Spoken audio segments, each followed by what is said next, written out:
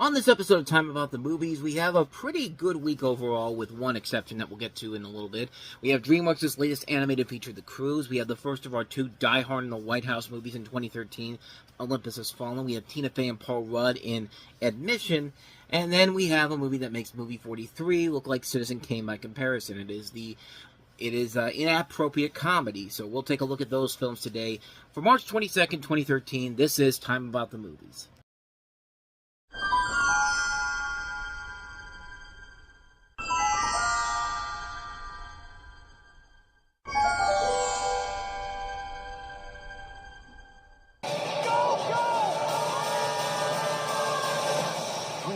The Cruise. Welcome to Time About the Movies. Today we are taking a look at the 4 films released on March 22nd, 2013, and we are looking at the first DreamWorks animated film released by 20th Century Fox, between 2013 and 2017. Yeah, 2017, because they didn't have a movie released in 2018. DreamWorks animated films were released by 20th Century Fox after many years with Paramount, and then before that Universal, and then they eventually went back over to Universal, starting with 2019. But this is the first of the 20th Century Fox DreamWorks animated films. And in The Cruise, you have this film set in the prehistoric Pliocene era, known as the Cretaceous, a period which contains fantastical creatures, where man's position as the leader of the hunt is threatened by the arrival of a prehistoric genius who comes up with revolutionary new ideas like fire as they trek through a dangerous but exotic land in search of a new home. And DreamWorks Animation had been on this hot streak for so many years, just like Pixar did, even though Pixar put out the far superior films. And there were rarely any misses from DreamWorks, with the exception, of course, of Shark Tale. And this was before we got to stuff like Turbo and the Boss Baby movies. But they had been on a roll for a good long period of time, and this streak was going to continue with this film in particular. This was a really good movie. It's not up to the levels of something like a Shrek 2 or How to Train Your Dragon is one of DreamWorks' best films, but you got the people who made Lilo and Stitch and How to Train Your Dragon working on this movie, so chances are it's going to turn out to be a really good movie, and it did turn out to be a good film. There's a lot I liked about it. I like Nicolas Cage in this as the father. He puts more heart and effort into this than most of his movies he had done in the last couple of years. He's returning to form here. He's kind of like Adam Sandler in Hotel Transylvania. You don't expect much from him going into it, but the trailers don't really show you an indication of what this guy can really do in this movie. And he really does play this role very well. And you realize there's a reason why this guy won an Academy Award nearly 20 years ago for Leaving Las Vegas. And it shows it here.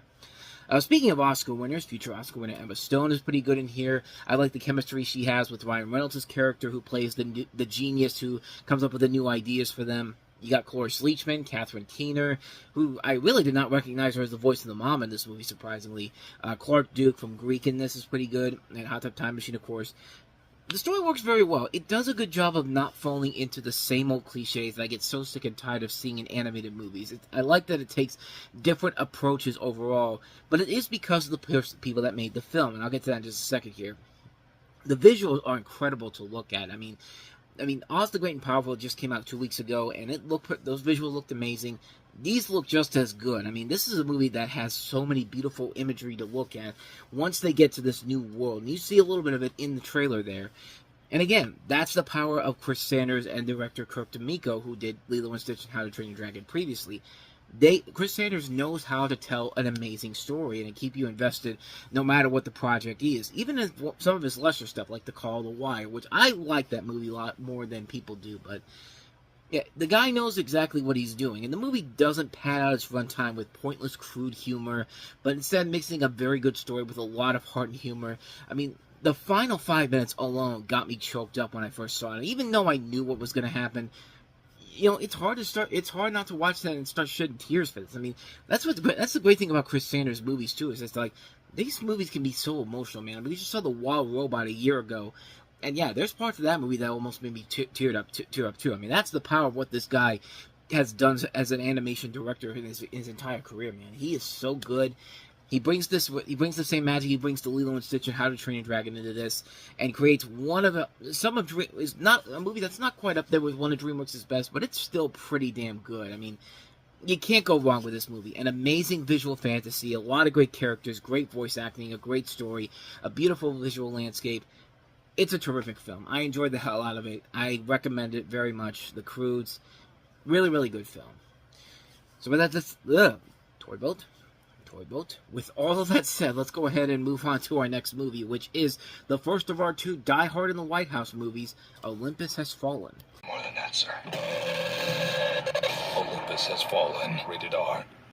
And it's the one that surprisingly is the better of the two movies. You would think a movie that has Channing Tatum and Jamie Foxx and directed by Roland Emmerich would be the better of the two ones, especially with a studio behind it, but no. Olympus Has Fallen is surprisingly the better one of these two movies, which is weird because the trailers before this did not look that great at the beginning. I mean, the trailers overall looked pretty bad. You know, Gerard Butler, who was just coming off of one bad movie after another. I mean, we just talked about Playing for Keeps, which was not a good movie by any means, which is a terrible film, one of the worst movies of 2012, but you know, everything was working against this movie, and yet somehow, some way, they found a way to make this movie actually kind of fun and enjoyable to watch. So with this movie, you have a North Korean-led guerrilla assault on the White House and focuses on disgraced Secret Service agent Mike Banning's efforts to rescue U.S. President Benjamin Asher. Banning being played by Gerard Butler and Benjamin Asher being played by Aaron Eckhart. And you also have a cast that includes Morgan Freeman, Angela Bassett, Robert Forster, Cole Hauser, Ashley Judd, Melissa Leo, Dylan McDermott, Radha Mitchell, and most notably, it's directed by Antoine Fuqua, which I think is one of the reasons why this movie somehow works a lot better than White House Down does, because it's pretty obvious Antoine Fuqua is a way better director than Roland Emmerich is. He's made many better movies. He's made movies that are much better than anything that Roland Emmerich has ever done. And he knows how to work with these actors here. He knows how to get the best out of people like Gerard Butler and Aaron Eckhart, and especially guys like, and you know, he doesn't need to really get the best out of Morgan Freeman per se, because he's Morgan Freeman. The guy can read a phone book and keep you captivated no matter what. And yeah, this isn't a great movie overall, but considering the fact that this movie had zero expectations going into it for most people, including myself, to come out of it going like, wow, this was actually really damn fun. I mean, it is what you expect it to be. It's a Die Hard in the White House movie. And yeah, like I said, it's the better of the two films in general here. I thought the action was pretty good. Gerard Butler actually is pretty good in this, giving one of his stronger performances overall here. And the film overall, like I said, it's just a fun movie. It's a film that you expect you expect a lot less from going into it, but then you come out of it going like, wow, this is actually really damn impressive what they were able to accomplish here. It's a really good movie, man. I enjoyed the hell out of it. It's a fun film overall. Nothing too crazy, nothing too spectacular about it, but it's just a fun surprise. Like, it's one of those nice, fun surprises that you come across every once in a while. You don't expect much from it, but when you watch it, it's just kind of like, oh, wow, this is actually really, really damn good. The sequels, though, are a much different story altogether. I don't hate most of those sequels, but I won't say they're great films either, but we'll save that for a couple of years down the road here when we get to 2016 for London Has Fallen, and then 2019 for Angel Has Fallen. But either way, Olympus Has Fallen is a really good film. I actually really found myself enjoying it a lot more than I was expecting it to, so take that for what you will. So with all that said, let's go ahead and move on to our next movie that we have here. We're starting to get to the films that aren't quite as good as The Croods or Olympus Has Fallen, but this one's not that bad, though. Tina Fey and Paul Rudd in Admission. Admission. Rated PG-13. Actually, I might have said this is too much of a bad film. It's not a bad film per se. It's just not as good as some of Tina Fey's other movies in general here. And it kind of suffers from not having her involved with the script. Like, if you get her involved in the script with something, more times than not, it's going to be a much better film than it actually turns out to be. This one, unfortunately, she didn't write the script for, but that's not to say it's a bad movie overall.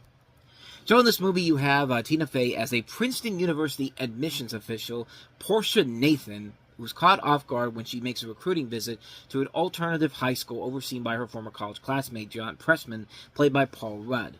Pressman has surmised that Jeremiah, played by Nat Wolff, his gifted yet unconventional student, might well be the son that Portia secretly gave up for adoption many years ago. Soon Portia finds herself bending the rules for Jeremiah, putting at risk the life she thought she always wanted, but in the process finding her way to a surprising and exhilarating new life and romance she never dreamed of having. And that right there is kind of the big flaw with the film in general here. It's kind of all over the place in the story department. You know, the movie is called Admission, But the main plot of it all is the fact that, you know, there's a possibility that Tina Fey may have had this kid and she completely forgot all about her, or they basically figured it out later on. But, you know, it's a thing where it's just kind of like there's too many things going on behind the scenes in the scripting department of trying to figure out what's the overall thing we're supposed to be taking away from this movie. And it doesn't feel like they had an idea for it going into it. And that's really the biggest fault with the film, is the overall script. It's just way too all over the place. There's nothing about it that really makes it something that makes it look like a coherent film in general here. But what does carry the film are the two leads, Tina Fey and Paul Rudd, who do work off each other very well. And I've always said, if your two leads work off each other well enough, you can usually skip over the flaws of a movie in general here. And for this, I can give him credit for that here. There's a really good cast all around this film. Michael Sheen is also in here. Wallace Shawn, Lily Tomlin, Gloria Rubin, Sonia Walger, Oleg Krupa. And this is directed by Paul Weitz. And Paul Weitz usually directs much better movies than his brother Chris Weitz does. Even though, to be perfectly honest, one of the things that Paul Weitz directed was the infamous Little Fockers. So, needless to say, this is definitely a vast improvement on that film. But, yeah, overall, a mixed bag of a movie per se. Not a great film, not a bad film either. Just kind of in the middle there. I thought it was okay for what it was, but it felt like there should have been so much more. You felt like there was more on the table that they could have done with it, had the script been so much better. And unfortunately, the script just wasn't working for it overall. So, mixed opinion on admission. So those are all the films that I can at least say are good, to range from great to good. Now here comes the piece of shit. A movie that, as I said before, makes movie 43 look like Citizen Kane by comparison. That is inappropriate comedy. Free trips to Africa. Chicken, get the chicken. Follow it. You're gonna make it. Did you tell them about the basketball? Whoa. I mean, really, do I need to tell you anything more about that? That last bit there should have been the sign for you to stay the hell away from this movie. But nope. We have to keep talking about this because, just before we get to that, though, does this movie seem familiar to you folks out there? If it doesn't, allow me to give you a little refresher for you. With supermodels in the John, taking a welcome. These movies look very familiar, don't they? Well, it's just because it's made by the same director, Vince Offer, the man who did this film, and also known as the ShamWow guy. The movie he did before this, 14 years prior, was the Underground Comedy movie, a movie we covered on this show back when I think it was either the 1999 episode or the 2000 or the 99 Leftovers episode, but we covered it on the show. And needless to say, this movie is nothing but that movie with a slightly bigger budget and slightly bigger stars involved to it. And, it turns out this was originally envisioned to be a sequel to the Underground Comedy movie, but they changed it to Inappropriate Comedy. And essentially the movie is that you have all these different sketches that Vince Offer uses on this tablet, including segments that are very similar to the Underground Comedy movie. In the Underground Comedy movie, there's a scene where, Jenna Lee Nolan is doing the Marilyn Monroe thing, and this time it's Lindsay Lohan, except this time it's even more stupider and completely pointless. Like it's no reason to be in there. There's a Flirty Harry sequence featuring Academy Award winner Adrian Brody. Yes, this is what he did in between The Pianist and The Brutalist, and good lord. Like, this thing is you thought Hugh Jackman with balls on his chin in movie 43 was a career killer. This thing could have easily destroyed Adrian Brody's career, but luckily, 11 years later, he got back to relevancy with an Academy Award nomination for The Brutalist, and also the one that he won the Oscar for. So his career is back on track. But my God, this movie is a movie that could have easily been a killer. The whole bit in this movie about Flirty Harry is nothing but a bunch of double entendres. Just literally the entire script for this is just make as many gay jokes and puns as you can. And after a while, it gets so fucking old quickly. This movie is so obnoxious, it is so in your face, and it just does not give a shit in the worst possible way. Like, you could be offensive and be funny. We have seen that in so many other movies, like the Kentucky Fried movie and Amazon Women on the Moon still hold up after all these years. Movies like this and movie 43 do not, because they're trying to... the problem is with these movies is that they say that they're trying to be offensive, but all they're doing is just saying things and expecting that to just be comedy without any punchlines overall. Like, the whole thing with the guy who's trying to be like, Ari Schaefer being like, going around being offensive to everybody, and, just like the whole thing is that last bit there, with the black people and being like, come get the chicken, come get the chicken. The guy's just like, hey, did you tell him about the basketball course? Just like, what's the joke? Okay, black people like chicken and basketball. Okay, what's your point? What's your point of doing this whole thing? The problem is there is no point here because these people don't know how to do a fucking punchline correctly. And this author does not need to do this. You cannot tell me that this guy hasn't made money off of those ShamWow commercials over the years. Basically, if that's the case, if he's making a movie this bad, it basically is saying that he's using that for blow and cocaine. I mean, and alcohol. Like, there's got to be something behind the scenes where he's not using that money very well, using it on gambling. That he probably has a lot of debts or something like that. Because there's no reason to make this movie with the fact that this guy has been selling you stuff like ShamWow and the Slap Chopper for 10 years before this. It's just a terrible film. And then you got people like Rob Schneider, Michelle Rodriguez, who you expect to be in a movie like this, just to be just a bad film overall.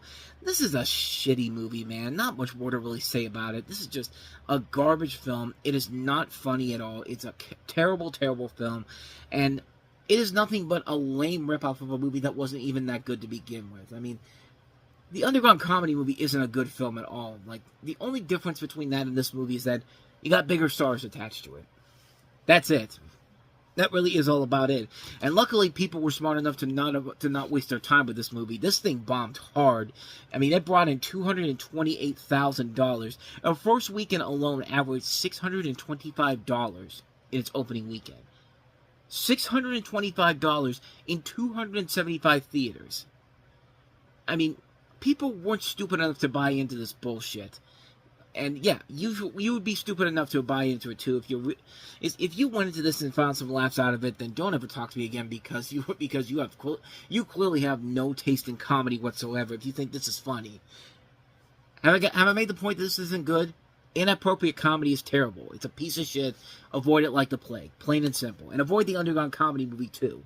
On that delightfully positive note, we're going to wrap up this episode of Time About the Movies, where we'll wrap March up on the next episode with the second film of the G.I. Joe series, G.I. Joe Retaliation, which brings in Dwayne Johnson and Bruce Willis alongside Channing Tatum back from the original film. We also have Tyler Perry's latest film, Temptation, Confessions of a Marriage Counselor, probably one of his worst films overall. We have The Host, which is another one of the many Twilight knockoffs that were coming out around this time. And we have Derek Serafiance's The Place Beyond the Pines with Bradley Cooper and Ryan Gosling among its cast. And is that it? Yeah, that's about it. 4 more movies to look at next time around to wrap up March 2013. So we'll take a look at those tomorrow. With all that said, though, thank you so much for watching this. I hope you enjoyed it. If you did, please go ahead and do me the honors of hitting that like button, that subscribe button, and that notification button. Also, don't forget to check out our playlist, and don't forget to check out the previous episode we did. With all that said, whether it's in the past, the present, or the future, I will see you at the movies. Take care.